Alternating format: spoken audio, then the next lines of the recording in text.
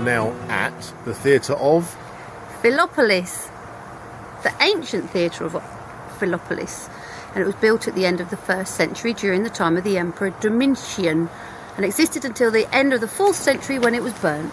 And if you look just there, you can see it. We'll take you for a bit of a walk around it and we'll discover it together because we haven't really seen it yet. So let's go and have a look. So this is the view from the top. We will of course walk down shortly, but as you can see, it is quite a steep incline. Originally seated 6,000 people, now used for concerts and theatre events, etc., holding a maximum of 3,000 people. We're now up at the top of the stadium. We are in the cheap seats. This is right at the very top. Where you see the grass, well, where we are now, there's wooden benches. We're right at the top of those. So this would have been the view from the cheap seats. We are now in the middle section. This would have been for average people, not poor people. Kate will tell you a lot more about that in a minute. We're sitting on strangely curved seats. They're actually curved stone. They're carved out the stone. Most of the seats are just square, but these ones, for some reason, curved. No idea why. There's nothing to tell us. But Kate's going to give us a little bit more information about the seats now.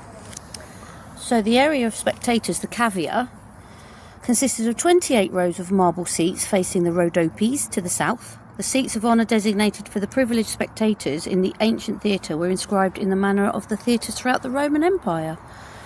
It's among the best preserved similar buildings in the world, and this archaeological surveys were carried out in the period from 1968 to 1979 and resulted in the unearthing and partial restoration of the theatre for what you can see now. We are now sitting on the bottom row. This was definitely for dignitaries and people of power. The seats have engravings on them. Kate will tell you about that in a second as well. But this would have been the view for the posh people, not us mere mortals. Well, as already mentioned, the seats of honour designated for the privileged spectators in the ancient theatres were inscribed in the manner of the theatres throughout the Roman Empire.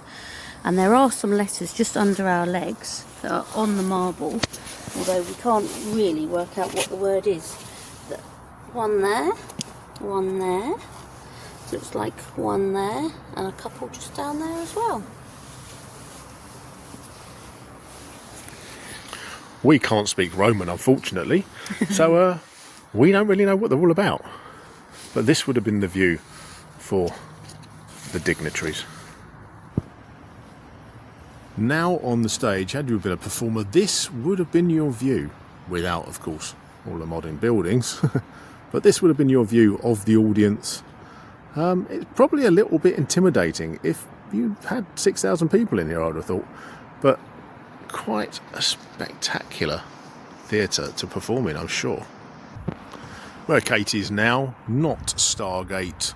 Well, that is one of the entrances to the stage from behind the scenes, as Kate said. Let's go and have a look and see what we can find. We may not be able to find anything. It might just be a pile of rubble.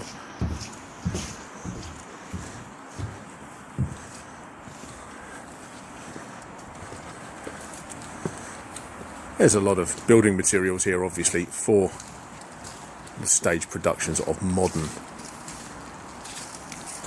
theatre. But from behind the scenes, there is something to see down there. Not a great deal, but that would have been the entrance in to the stadium for the actors.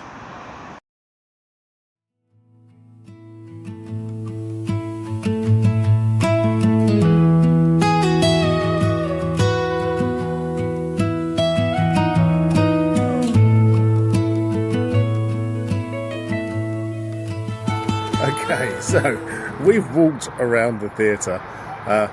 It's good on your calves, as Kate said earlier. Some of these steps are pretty large. Not quite sure how the Romans managed it, because from what I remember, they were all really short and had little legs. And Right. little feet. Kate is a fair representation of a Roman, I would say, because she has little legs and little feet, and she found some of those steps quite big. But that's it. We're done at the theatre. We're now heading off to... The clock tower. So one quick spin round and we'll be off.